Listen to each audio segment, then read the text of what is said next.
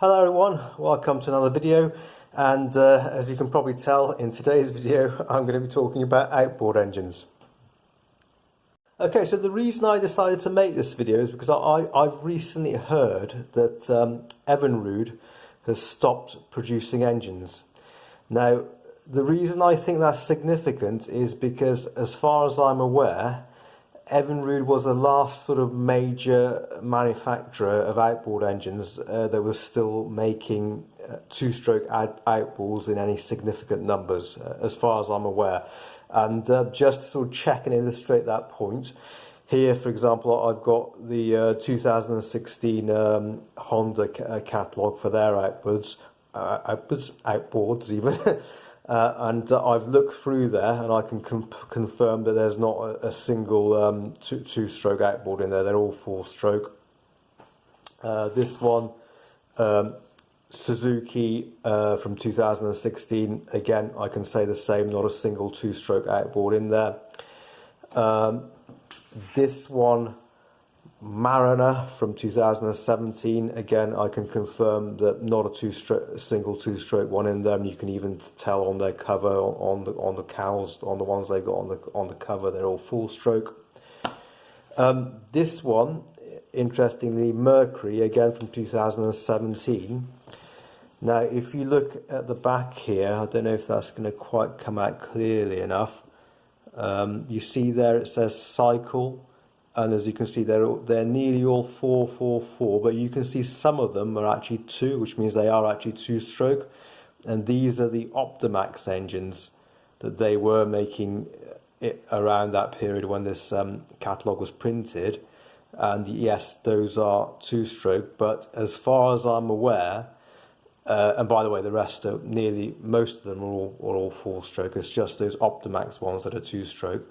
And as far as I'm aware, Mercury have now stopped making the Optimax. So as far as I'm aware, Mercury don't make any two-stroke outboards either anymore. And I haven't got a Yamaha catalogue here, unfortunately. But I have just checked online, and as far as I can tell, Yamaha haven't been making any two-stroke outboards for quite a while either. Yeah, so given that, I thought it'd be interesting to talk about the differences between two-stroke and four-stroke outboards, and just sort of form a view on sort of why the two-stroke outboard does indeed appear to be kind of completely dying out now. So we'll start by talking about sort of how they each work, how each type of engine works, and I personally think that the four-stroke outboard is actually easier to understand, how it works. So we'll start talking about that one first. So here we've got an illustration in this book showing a four-stroke outboard. So this is like each of the 1, 2, 3, 4 strokes. And let's talk about what's happening in each stroke, and therefore understand how it works. So here we've got what's known as the induction stroke. Here the piston is moving down, this inlet valve is open, and as the piston is moving down, is sucking fuel and air into the combustion chamber. In this second picture here, this is the compression stroke. And in this picture, the inlet valve has now closed, so now both the exhaust and inlet valves are closed. The piston is moving up, and as it's moving up, it's compressing the air-fuel mixture. This third picture here is the power stroke. So in this stroke, the exhaust and inlet valves are still shut. The spark plug has ignited the compressed fuel air mixture, and the piston is being forced down on the power stroke. And finally here, this is the exhaust stroke. The exhaust valve is open, the piston is moving up, and as it's moving up, it's forcing the exhaust gases out. So basically, that's how a four-stroke engine works. The reason it's called a four-stroke is one complete cycle of the engine involves the piston going through 4 strokes, i.e. moving down on its induction stroke, back up on its compression stroke, down again on its power stroke, and then finally for the fourth time back up on its exhaust stroke, hence four-stroke. Okay, so now let's look at a two-stroke. Now, a two-stroke engine does not have any valves like we saw on the four-stroke. What it does still have is these various ports, like for example exhaust port, intake port, transfer port. But what controls which of these ports is open when is the position of the piston. So here in this first picture, we see the engine pretty much at the top of its compression stroke. So in this stroke, in this position, the exhaust valve is closed, the intake port here is open, and as the piston has been going up, through the intake port, a fuel-air mixture has been getting drawn into the crankcase. And at the top here, the fuel-air mixture from the previous stroke has been compressed, and as we can see, it's just being ignited now. So now the piston is about to start moving down on its power stroke. So in this second picture, we see that the piston has moved down on its power stroke.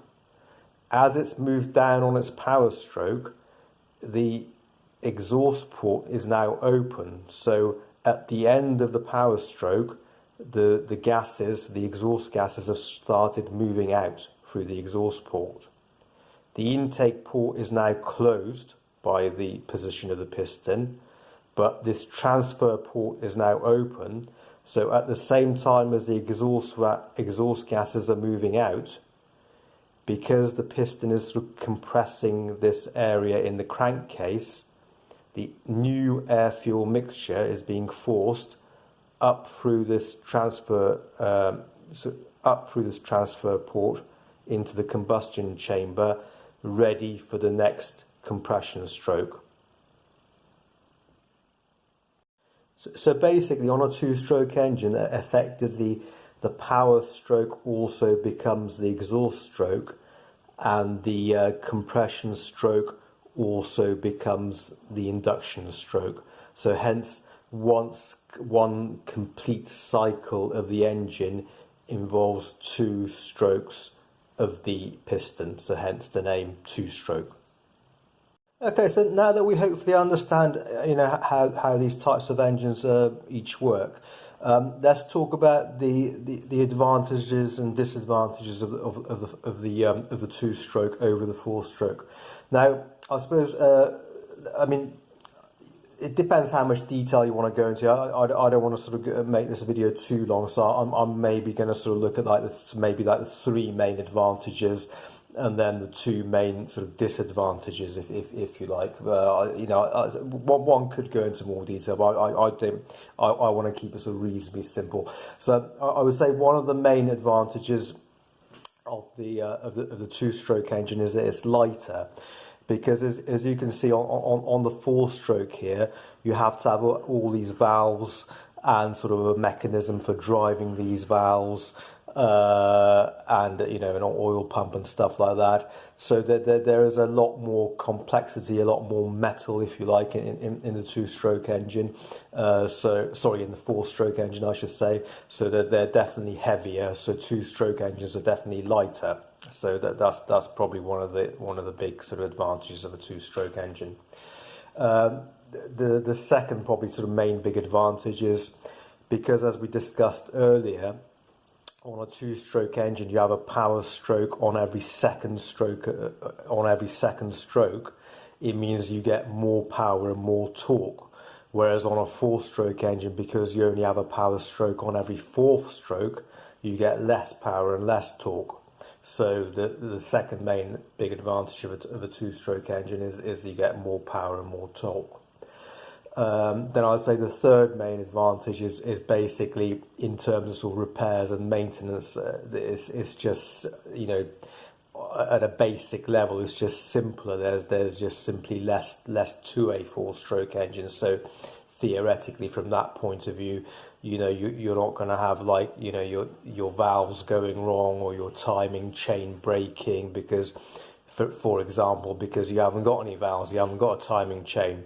So, there's a inherent sort of extra reliability that comes from just the fact that they're simpler. So I would say that's the third main advantage of a two-stroke.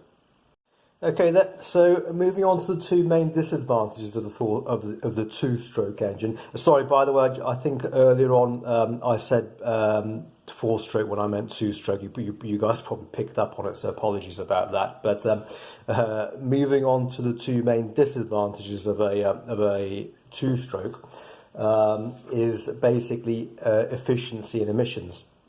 So if we go back to this diagram that shows the workings of a four-stroke engine, we can see that the fact that we have these valves on the top means that we can like open and shut these valves in time with the up and down movements of the piston, which means that we can have a complete separation between the exhaust gases being expelled and the exhaust gases being expelled there, and the new fresh air and fuel mixture being drawn in.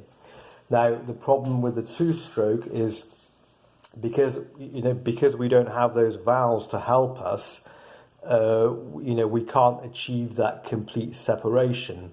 Like, for example, at the end of the power stroke here, yes, most of the exhaust gases are going to escape out, but not all of them. Some of the exhaust gases are going to end up remaining in the combustion chamber. And also some of the new fuel air mixture coming in is going to end up just getting drawn out with the exhaust gases. Obviously not most of it, but some of it. So that means that inherently the two-stroke engines are a lot less efficient. Basically, they use more fuel and hence more emissions as well.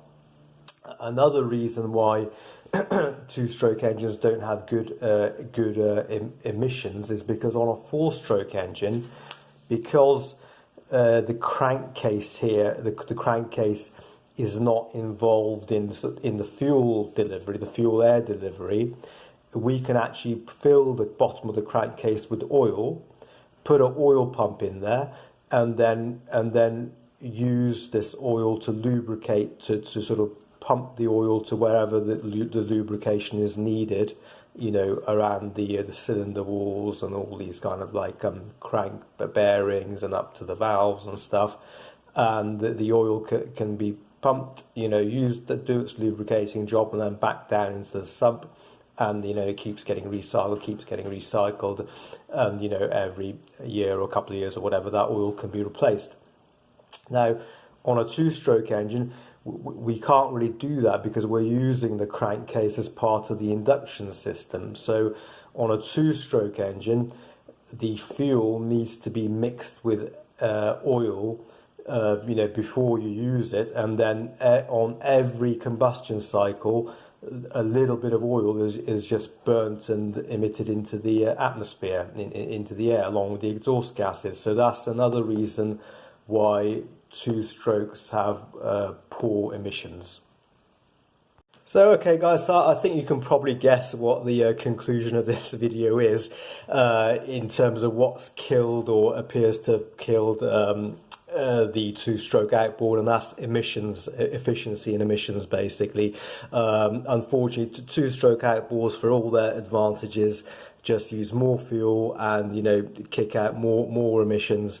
And obviously with the way all the environmental kind of laws and regulations and everything are going, especially in sort of like Western countries like the US, like the UK, it's just become like more and more difficult for manufacturers, and over the years more and more manufacturers have either completely come out of the two-stroke market, or just reduced their availability of two-stroke engines.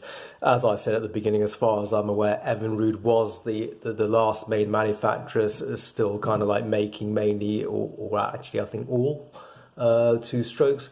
And with them stopping production, yes, I mean, I think in some parts of the world where you know there's less legislation, I think you know you know there's going to be some limited production of two-stroke engines sort of that will continue. That's generally the impression that I get from my various reading and stuff.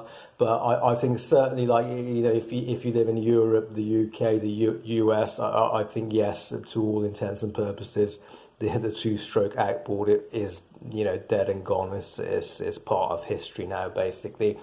Which is a pity, but I suppose, you know, that's the way it goes. I suppose ultimately probably the four-stroke outboard is going to be dead too, and it's all going to go electric. But hopefully that won't be for a while. I mean, in my only concern is when I see what's happening with kind of like local authorities, you know, banning in the UK, I'm talking about banning diesels from like town centres and stuff like that. I do wonder if maybe, like, you know, something that could happen quite soon is if, you know, authorities might ban two-stroke boat engines from inland waterways, or, you know, like close coastal waterways. That's a slight concern of mine. I think that would be a pity if that happened, because there's a lot of you know, two-stroke engines still out there, still, you know, perfectly functional. And if that happened and, you know, they all ended up having to be scrapped, you know, that would be a big pity. But yeah, we'll have to wait and see what happens with that. But anyway, guys, I think I'm going to finish the video off there. I hope it was interesting and possibly useful, etc. Thank you for watching, and I will see you guys soon.